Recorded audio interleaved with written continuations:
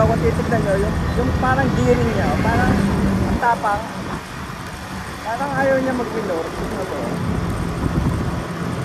Magalit siya, magalit, parang gusto niyang magpapaka na kagad ng cambio sa power. Kaya pala kasagas.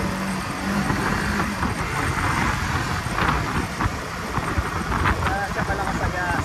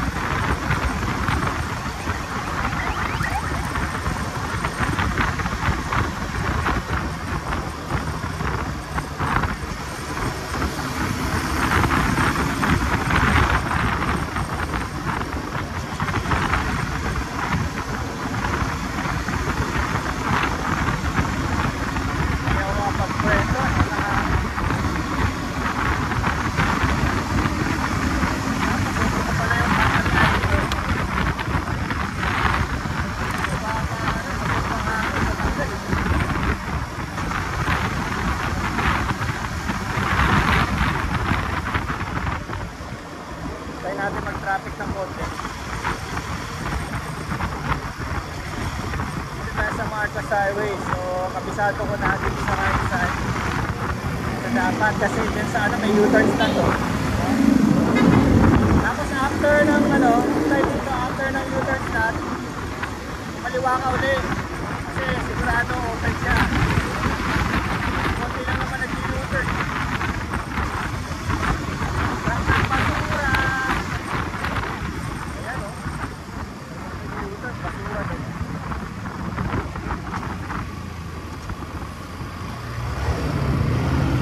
Truck din ang basura ulit.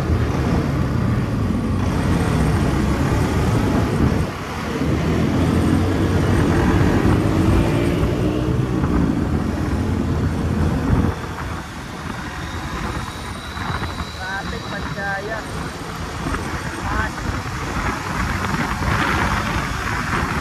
Ayan, may U-turn slot na naman. May U-turn slot na ganyan. Dito ka na sa kanan.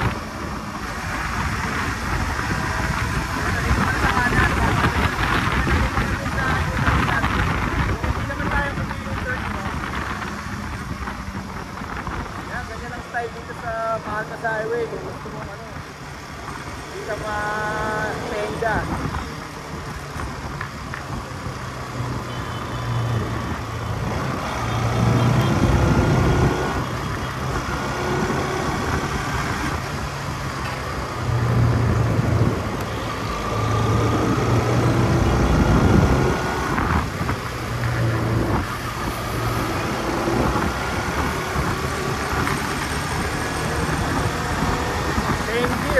Meron na namang upcoming U-turn slot. Kaya so ganda dito tayo sa gitna.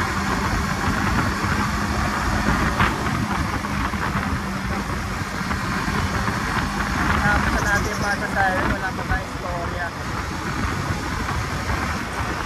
Hindi mainit sabi may bagyo, may super typhoon darating. Baka bukas pa, pero buti na lang wala kasi show na bukas, may show na sa Sabado. May show na tayo sa Sabado. Central Leona Galleria. Kawawa talaga, buti na lang galing ako sa sa malakas na aircon, kaya nangyayari Ngayon pa lang ako nag-ano, na alam mo nagtoto. Ngayon pa lang natutunaw yung yelo sa katawan ko. Dahil ko sa opisina, dalit-dalit ng aircon. Alam mo, naka-leather jacket nga ako.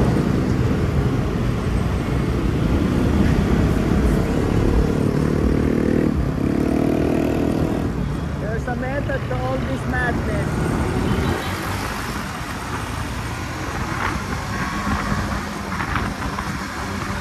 As you can see, may ginagamit tayo rito yung CB110, LS135, pero tignan nyo yung pagmumotor ko, yung style ng pagmumotor, parehas lang. Diba? Parehas lang, kahit na mabagal yung CB110, ganun pa man, nakaka-overtake pa rin tayo.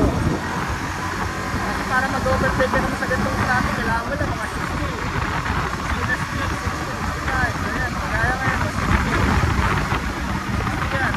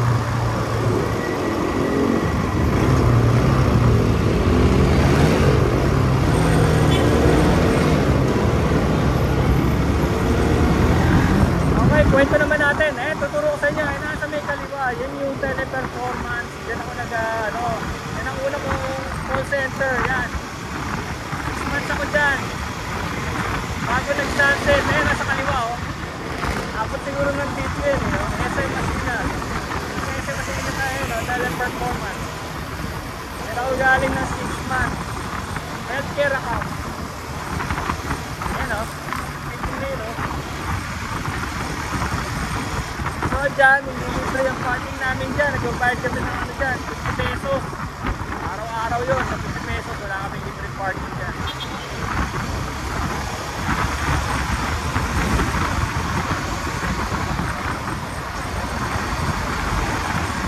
Bilisipan na dyan. Nakaka talaga yan. Wataw. Madali. Order na ng mga gulong. Ayun, biglang pato. Stick, parang motor lang. Parang nagpapalagay. Tayo ang tunay na nakakasingit.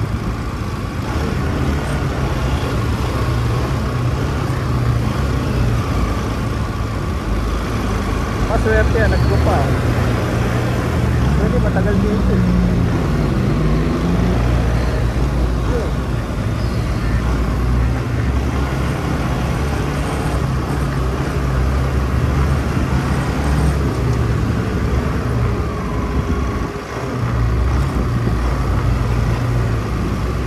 Nangyari dyan sa Teleperformance, pasok ako dyan September hanggang March. Nangyari dyan yung sunset na kasi, pag sinabing sunset, yung account nagbabawas na dahil seasonal lang, parang meron lang kami tatrabahuin 4 na buwan, gano'n, 5 buwan, seasonal lang siya, so nagbawas bigla. Pero mind you, nasikaso pa rin namin yung mga healthcare noon, meron pa rin kami mga yung tax care, gamit ko pa yun. Kasi pala, natanggalin din pala agad. So ang nangyari, binayaran kami ng 1 month. Yung mga natanggal, binayaran ng 1 month. Tapos iahanap daw ng Ihanap na ng lilipatan. So 1 month, bayad kami. So isweldo kami. So hindi kami pwedeng mag-apply, no? Hindi pwedeng mag-apply sa iba. Tapos ang ginagawa, inaanapan ako ng ano, ng lilipatan. Yun din, yung accounting na yun, kaso sa ibang estado, ibang state. Binibigay sa akin yung Mall of Asia. Layo, di ba? Dito ako sa Marikina, tapos Mall of Asia. Tapos yung isa, Rockwell. Alam ko may, ano eh, may tumanggap dun sa amin. Yung trainer namin, alam namin dun eh. Nag-ano na lang siya, LRT, MRT. Diba, mula rito sa Antipolo, LRT, tapos sakay ng Cubao, MRT. So, ganun na ginawa nila, nakakaraos naman sila. Pero ako hindi pwede. Sabi ko, baka mag-chambahan ako sa EDSA, no? Magpumotor ako araw-araw. Tapos puyat ka pa. Kasang oras namin doon, parang 10 to 8 eh. So, ibig sabihin, papunta okay lang, pero pag pa-uwi, rush hour na. Rush hour morning. Ang labas mo nun eh. Dito nga lang, rush hour na eh. So, ano eh, pagka ganung oras. So, nangyari yun, hindi ko tinanggap yung mga lilipatan, no? Pero may sweldo kami. Naghahanap-hanap na ako sa iba. Punta na ako sa Bridgetown. Yung kaya ko lang abutin ha. Ayoko naman na sobrang layo. Sabi ko dito sa may Eastwood. Problema sa Eastwood, nasa taas ng mga building yung mga BPO. Walang parking para sa motor. Mahal yung parking sa mall. Pala later nalaman ko nakikipark pala sila sa mga gasolinahan.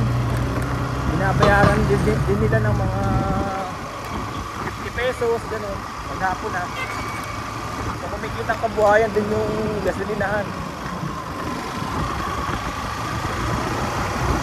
Tapos nag-apply pa ako. Mapunta ko na ng Bridgetown. Dami ron, WNS, sa GLT. Tapos yung Concentrix. So yun, binibigyan ako ng ano, nag-apply ako sa Concentrix.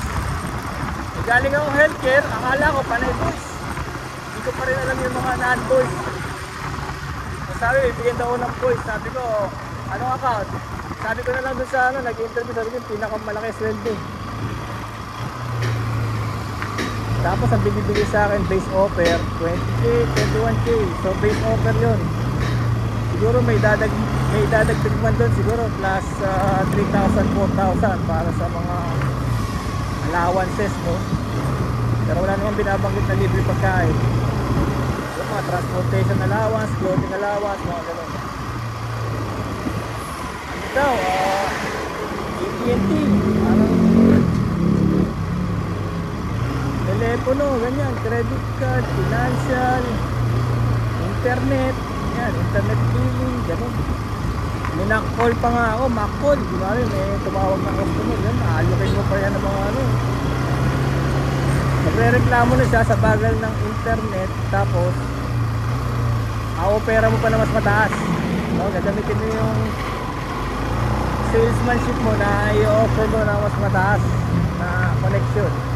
Hindi lang natin alam kung mas mabilis ba o single. Kami naman sa ano, sa mga internet ko. So gano'n na pinagawa sa akin. Concentric yun. Yung mga typing speed yun. Tapos syempre yung ano, may tinetest sila para sa isip, no? Memory test, ganyan. Psychological test, kung mabilis ka pa. Kasi wala rin ano yun eh. Tinatawag din nila, wala din ano yun eh. Wala din age limit.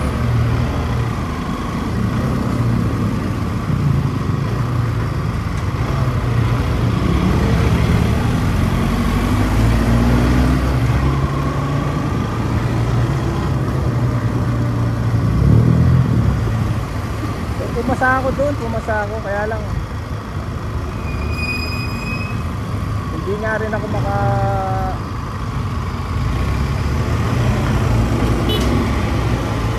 hindi rin ako maka-go kagad dahil nga ano,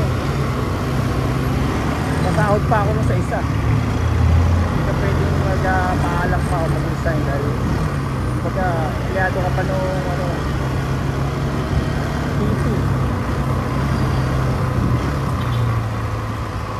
yun. Tapos nung araw na mismong ano,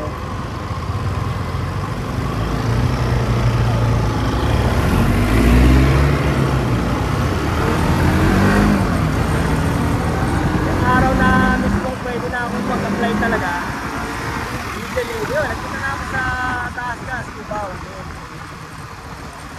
Tinitignan ko muna yung parking sana kaso na-interview na pala. Kasi importante sa akin ano eh, importante sa akin yung libre parking. Nagpili, kakain pa yun sa ano, nakikita mo. Libre mo, kakain pa ng 20 pesos, 100 pesos, diba? Eh, pang gasolina na yun. Hindi ko muna yung parking, eh may libre parking pala. Pumasok na ako sa building, pinacheck ko naman yung facilities. Alam, may nag-i-interview na. Hintay ko na. Nag-i-interview na kasi. Ayun. That's the story. Nung nag-a-apply. No? Pero actually, nalaman-lamang ko na lang na ito. Kahit pa lang mga consultants. Eh, malaking company. 700,000 ang ano nila, empleyado. 700,000 worldwide. Kaya itong tasas naman, ang agents net nasa 40,000.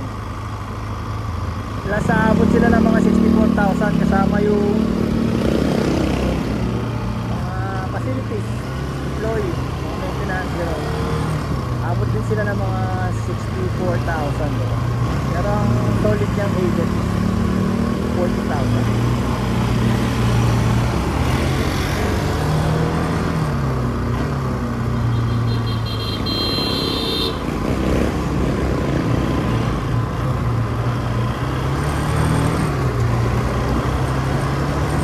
Nakakapagod pa naman itong ano, Enes.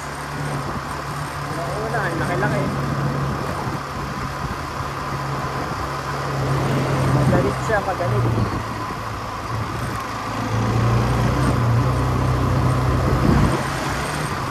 Kailangan talaga mag-ano ka na eh, pag mabagal ka na ganyan. Pipilitan kang mag-low, mag-high gear kasi ano na eh, magalit na eh. Resistive mo na agad sa high gear.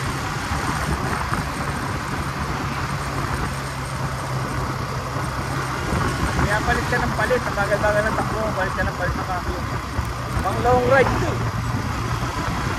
Ganda sa mga long ride, sa mga mahabang hayo. Hindi talaga yung mga masisip na hayo na nito.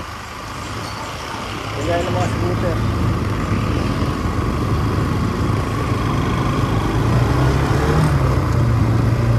So yun ang kwento na pupunta namin sa ano. Saka syempre pagpunta mo sa Bridgetown, ang dami na naman mga parang mga scalper.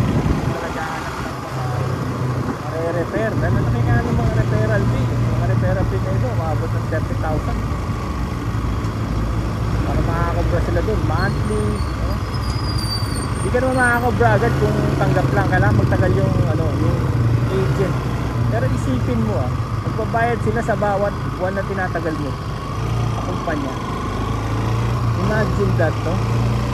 Kung may sweldo ka na, tapos mayroon pang agent na kumikita sa'yo dahil na-hire ka niya, no? Ganun siya ka-critical. Kaya, alam nyo, napaka-critical din ng mga absences, mga late.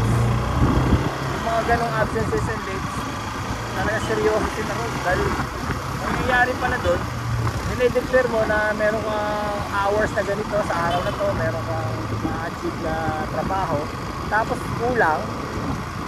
So ang nangyayari, reverse, nagbabayad ngayon yung kumpanya, nagbabayad sa kliyente. So gano'n nangyayari doon, naging reverse. Kaya ayaw nila, tinatawag nilang shrinkage. Kaya naalala nyo pag bumabagyo, ay grabe pag bumabagyo, libre kami transportation, pinasusubo kami sa mga lalamog, grab, joyride, pinasusubo kami. Tapos may pagkain sa kusina, may mga Jollibee, McDo, may mga sopas. Just para pumasok ka lang, kasi karamihan talaga hindi pumapasok, ang dami hindi pumapasok. Nabalitaan ko na lang dito sa ibang video, may mga kontak ako, 60% ng empleyado hindi pumasok kung may isang malakas na bagyo. 60%. Alam nyo, ang laki ng losses ng BPO na yun, ang laki ng losses ng call center na yun. Nag-resign yung manager. Hindi niya na ma-take yung ano, yung galit sa kanya, no, upper management na nag-resign na lang siya. Sinisig kasi sa kanya eh. Kaya pala dun sa Miami may mga perks. Pag pumasok ka lang may mga perks. Yun nga ano eh, may sakit ka, yung may sakit ka, kino-consider pa rin natin, shrinkage yun, may sakit ka na. Tapos ano yun ha, privilege mo yun, yung mga sick leave. Privilege mo yung mga sick leave na yun eh.